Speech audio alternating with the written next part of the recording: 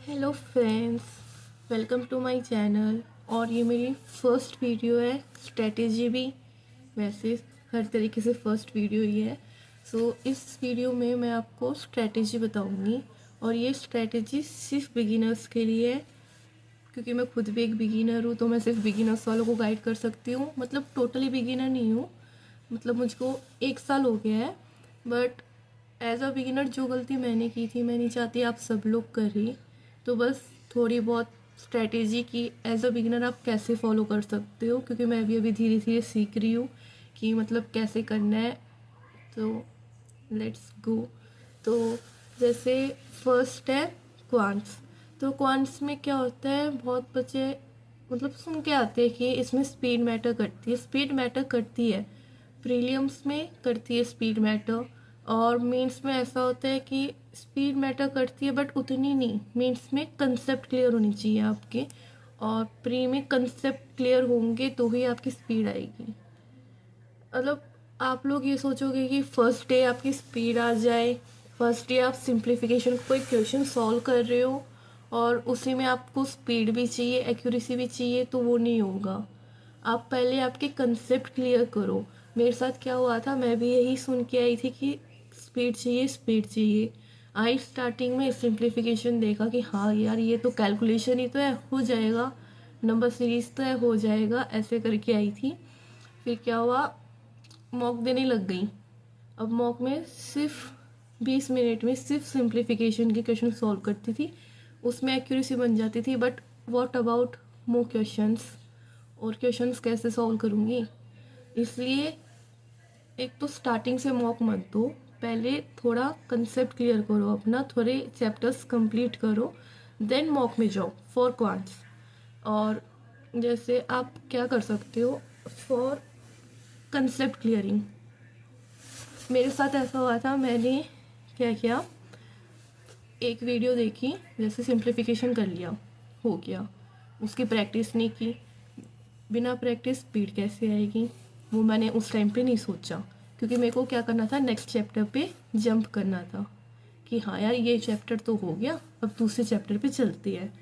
फिर मैं आई उस पे नंबर सीरीज़ पे। नंबर सीरीज़ एक ऐसा टॉपिक है जो मुझसे नहीं होता था उस टाइम पे, और मैं डर गई कि यार ये नहीं होगा। तो मैंने जैसे 1-2 लेक्चर देखे, उसके बाद मेरे से नहीं बन रही क्वेश्चन, मैंने उसको स्किप कर दिया। उसकी ना तो प्रैक्टिस की, ना कंसेप्ट क्लियर किए, कुछ नहीं किया। फिर मैं क्वाड्रेटिक पे आई। वो भी ऐसा था कि अपने 9th और 10th क्लास में आता है ये क्वाड्रेटिक वाला इक्वेशन। क्वाड्रेटिक इक्वेशन मैंने कंसेप्ट क्लियर किया बट उसको रिवाइज नहीं किया, क्वेश्चन प्रैक्टिस भी नहीं किए। फिर क्या हुआ, 1 महीना याद रहा, बट उसके बाद जब मैं मॉक देने लग गई, माइंड ब्लैंक कि कैसे सॉल्व करना है, भूल गई मैं कि उसको सॉल्व कैसे करना है। इसलिए रिवीजन इज़ मस्ट।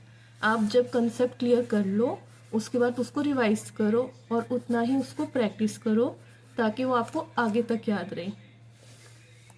तो यहाँ पे ये जो है, ये सिलेबस है क्वांट्स का।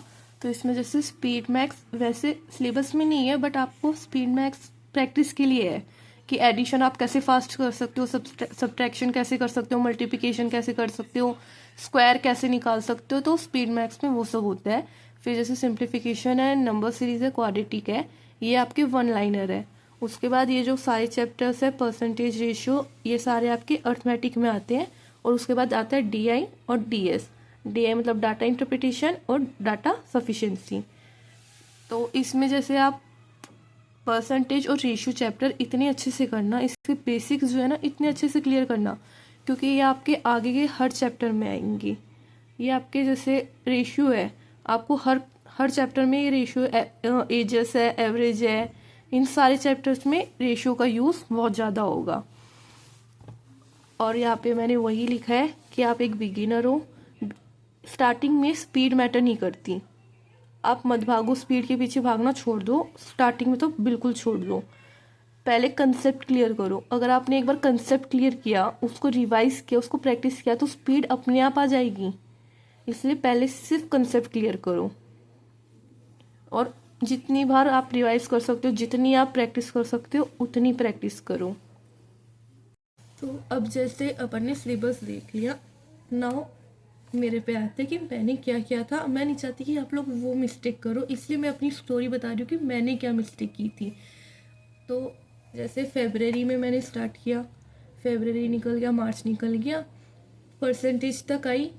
परसेंटेज के आगे मैंने जैसे रिकॉर्डेड वीडियो देखती थी मैं, तो परसेंटेज तक आई। उसके बाद मैं जैसे क्वेश्चन खुद से सॉल्व करने लगी, मेरे से क्वेश्चन नहीं हुए।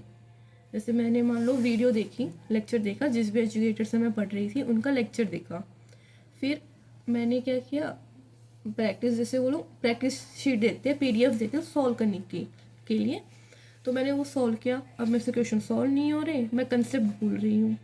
देन मैं टीचर को ब्लेम करने लग गई कि यार पता नहीं इस टीचर का मेरे को समझ में ही नहीं आ रहा या क्या हो रहा है, बट मुझसे नहीं हो रहा है इस टीचर से। ऐसे करके फिर मैंने दूसरे टीचर पे शिफ्ट किया। दूसरे टीचर के साथ भी मेरे साथ यही हुआ कि मैंने कंसेप्ट मतलब एक बार वीडियो देखा, मैं सीधा क्वेश्चन पे कूदे कि यार चलो अब क्वेश्चन करेंगे, क्वेश्चन सॉल्व नहीं हो रहे। ऐसे करते करते जो मेरा दिसंबर तक मेरा सिलेबस कंप्लीट ही नहीं हुआ। मैं अभी तक परसेंटेज पर ही हूँ, इसलिए मैं खुद को बिगिनर कहती हूँ, क्योंकि मैंने एज अ बिगिनर बहुत गलती की है, बट अब नहीं करनी है। इसलिए मैं आपको ये बता रही हूँ, अगर आप कोई भी लेक्चर देख रहे हो, कोई भी वीडियो देख रहे हो, किसी भी टीचर को फॉलो कर रहे हो, आप किसी भी टीचर को फॉलो करो। बहुत सारे एजुकेटर है, आशीष सर है, कौशिक सर है, और भी बहुत सारे टीचर है, हर्षल अग्रवाल सर है, बहुत सारे एजुकेटर है। आप किसी को भी फॉलो करो, सब बढ़िया पढ़ाते हैं। किसी बच्चे को किसी का समझ में आता है, किसी बच्चे को किसी का समझ में आता है। बट अगर आप खुद गलती कर रहे हो, खुद रिवाइज नहीं कर रहे हो, अब जैसे आशीष सर है, उन्होंने स्टार्टिंग में ही बोल दिया था आप जितनी बार रिवीजन करोगे, जितनी प्रैक्टिस करोगे, उतनी बार होगा। वो हर बार बोलते थे कि आप शाम को इस लेक्चर की वापस रिवाइज करना, इसको डबल बार रिवाइज करना, इसको ट्रिपल बार। मैंने कभी नहीं किया। मैं पता नहीं क्यों बस लेक्चर देखती थी और क्वेश्चन सॉल्व कि हाँ अब आ जाएगी, स्पीड आ जाएगी, अब कर लेते हैं, हो जाएगा। बट नहीं हुआ, नहीं होता। सपनों की दुनिया में नहीं जी रहे अपन। जब तक आप उस चैप्टर के ऊपर मेहनत नहीं करोगे, तब तक कंसेप्ट क्लियर नहीं होगा, प्रैक्टिस नहीं होगी। एक बार आपका कंसेप्ट क्लियर हो गया, स्पीड अपने आप आ जाएगी। अगर आपका कंसेप्ट ही क्लियर नहीं है, आपको यही नहीं पता कि आपको क्वेश्चन के अंदर करना क्या है, आप क्वेश्चन को समझने में ही 2 मिनट ले रहे हो, तो उसके बाद सिर्फ कैलकुलेशन में स्पीड लाकर क्या कर लोगे। तो इसलिए एज अ बिगिनर क्वांट्स में आप पहले कंसेप्ट क्लियर करो, देन स्पीड पे जाएंगे। एंड मेंस में आप एक बार प्रीलिम्स क्लियर कर भी लोगे, मेंस में कंसेप्ट ही काम आएंगे। जितने बढ़िया आपके कंसेप्ट होंगे, उतनी जल्दी आप क्वेश्चन को समझ पाओगे, उतनी जल्दी आप वेरिएबल्स को देख के डरोगे नहीं। फिलहाल मैं वेरिएबल्स को देख के डर जाती हूँ कि यार ये कैसा क्वेश्चन आ गया, क्योंकि उतनी प्रैक्टिस ही नहीं की थी। सो ये क्वांट्स की स्ट्रेटजी है। पहले चैप्टर देखो, एक लेक्चर देखो, जिस भी टीचर का आप देख रहे हो, शाम को उसको रिवाइज कर लो। जैसे अगर वीडियो देख रहे हो तो 2x पे रिवाइज कर सकते हो आप, या फिर पीडीएफ से कर रहे हो तो पीडीएफ से जैसे क्वेश्चन सॉल्व कर लो, ऐसे करके। फिर सैटरडे संडे को आप जो इससे पहले जो चैप्टर आपने किया था उसका आप रिवीजन कर सकते हो। तो क्या है, उसके साथ जो करंट में चैप्टर चल रहा है उसके साथ आपका प्रीवियस चैप्टर भी रिवाइज होते जाएगा। और जैसे क्वेश्चन प्रैक्टिस के लिए जैसे पीडीएफ, जिस भी एजुकेटर का आप देखोगे वो पीडीएफ वगैरह देते रहते हैं, तो वो पीडीएफ जैसे सॉल्व कर ली। और फिर जब आपका 5-6 चैप्टर कंप्लीट हो जाए क्वांट्स में, देन आप मॉक देना स्टार्ट करो। और मॉक में भी ऐसे सिर्फ मॉक्स दे के छोड़ो मत उसको, सिर्फ हाँ नंबर देख लिया, हो गया, हाँ अच्छे से हो गया कि ठीक है इतना नंबर आए, यार इतने नहीं आए। मैंने भी ये गलती की थी, सिर्फ मॉक्स देती थी, उसमें नंबर देखती थी, बढ़िया आए खुश, नहीं आए दुखी होके छोड़ दिया। उसको एनालाइज करो। मॉक होती है इसके लिए कि आप उसको एनालाइज कर सकते हो कि हाँ ये गलती मैंने की है, ये गलती मेरे को एग्जाम में नहीं करनी, ये क्वेश्चन मैंने छोड़ दिया था, क्यों छोड़ दिया, उसको देखो कि उसमें ऐसा क्या था कि आपने उसको छोड़ा, क्या आप उसको कर सकते थे उस टाइम पे। तो वो सब चीज़ें एनालाइज में देखनी होती हैं। सो क्वांट्स के लिए सिर्फ इतना ही। बाकी और सब्जेक्ट के लिए अगर आपको मेरी ये वीडियो अच्छी लगती है स्ट्रेटेजी की, क्योंकि मैं खुद भी एक बिगिनर हूँ, मैं आपको ज़्यादा तो नहीं बता सकती, बट मैं आपको इतना बता सकती हूँ कि मैंने क्या गलती की थी और आप वो गलती ना करी। मैं आपको सिर्फ इतना बता सकती हूँ। तो अगर आपको ये वीडियो अच्छी लगती है तो मैं आगे इंग्लिश, जीए वगैरह सबकी स्ट्रेटेजी वीडियो लेके आऊँगी। और हाँ, एक चीज़ और, पहले जैसे एज अ बिगिनर अगर आप स्पीड मैक्स कर रहे हो तो आप कैलकुलेशन वगैरह के लिए आप स्क्वायर्स वगैरह याद करो, बहुत इम्पॉर्टेंट है। क्योंकि अगर स्क्वायर आ गया, मान लो 144 मतलब 1444 आ गया, आपको उसका स्क्वायर अगर याद है, आप 1 मिनट में लिख दोगे 38, बट आपको वही याद नहीं है तो आप उसी में 1 मिनट पूरा लगा दोगे कि उसको निकालने के लिए। तो मोस्टली 50 तक स्क्वायर याद कर लो, हो जाते हैं। मैंने खुद नहीं किए इस बार, पिछली बार मैंने भी नहीं किए थे, इस साल मैंने किए हैं। मतलब जनवरी में मैंने 50 तक स्क्वायर याद कर लिए, 20 तक क्यूब याद किए, एंड टेबल मैंने अभी 15 तक किए, 20 तक 25 तक कर लूँगी आगे, एंड परसेंटेज वगैरह याद कर लिए। और जैसे नंबर सीरीज में ना वो होती है जैसे 2, 6, 12, 20, 30, इस चीज़ से एक सीरीज़ आती है, तो आपने जैसे ये याद कर ली। और भी जैसे क्या बोलते हैं इसको, फिबोनाची सीरीज़ होती है, वो याद कर ली। जैसे 2 है, 3 है, फिर उसको ऐड करके 5 आ गया, फिर 5 और 3 को ऐड करके 7 आ गया। तो ये सब जैसे पहले मेरे को याद नहीं होता था कि नंबर सीरीज, मेरे को सीरीज़ पता ही नहीं थी, बस ऐसा था कि यार या तो प्लस किया होगा या सब्ट्रैक्शन या मल्टीप्लिकेशन। बट अब जैसे मैं सीरीज़ को देखती हूँ तो मेरे को पता चल जाता है कि हाँ यार ये उस सीरीज़ में से आया है, इसमें डिफरेंस निकाला और इसमें मल्टीप्लिकेशन से हुआ है। तो जैसे जैसे आप प्रैक्टिस करोगे वैसे वैसे हो जाएगा। मुझे खुद को यकीन नहीं होता कि अब मैं मतलब नंबर सीरीज से डरती नहीं हूँ, सॉल्व करने की कोशिश करती हूँ। और मोस्टली अभी तो मैंने प्रैक्टिस की नहीं है, प्रैक्टिस करूँगी तो और अच्छी हो जाएगी, तो आप लोगों की भी हो सकती है। तो इसलिए आप जैसे स्क्वायर्स वगैरह याद कर लो, टेबल वगैरह याद कर लो। नहीं और सोच रही हूँ क्या बताना है। फ़िलहाल के लिए तो इतना ही, बाकी और देख रही हूँ मैं। और इसमें नोट्स वगैरह का ऐसा होता है कि बहुत बच्चों को होता है कि नोट्स बनाएं या नहीं बनाएं। तो आप नोट्स के लिए ऐसे कर सकते हो कि जो आपको मेन पॉइंट लग रहा है कि हाँ यार ये मैं आगे जाके भूल सकती हूँ और मेरे को ये याद रखना है, या तो आप उसको लिख के अपने जो आगे सामने वॉल है उस पर चिपका लो, या फिर आप नोटबुक में लिख के रख लो कि आप उसको बार बार रिवाइज कर सको।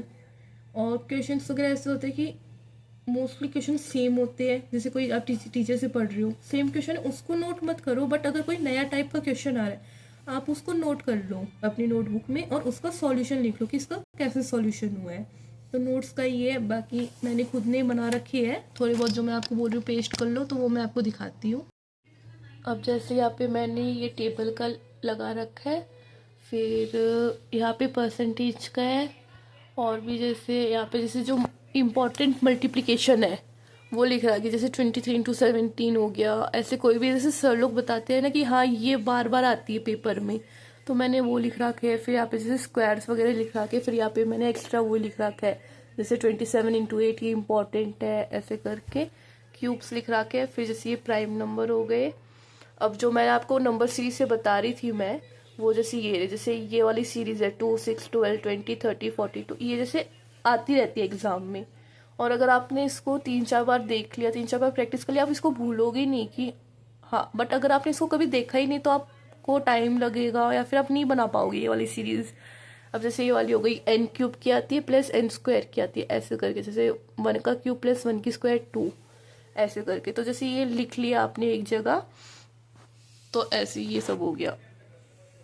उसके रिगार्डिंग तो ये हो गई। अब मैं खुद यही चीज़ फॉलो करने वाली हूँ कि जैसे कोई लेक्चर देखा उसको शाम को रिवाइज किया, 2x पे कर लिया या फिर मतलब PDF से कर लिया, कैसे भी। देन सैटरडे संडे को फुल चैप्टर रिवीजन।